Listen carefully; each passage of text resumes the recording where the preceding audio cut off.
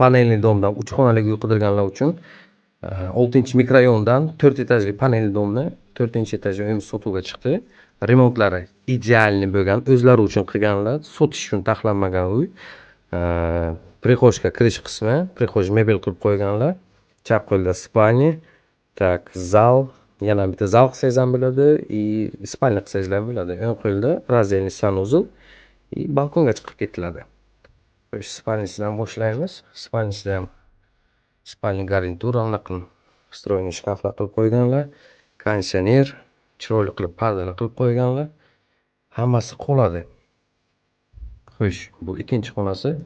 Ikkinchi xonasi ham chiroyli remont qilingan. Konditsioner qoladi.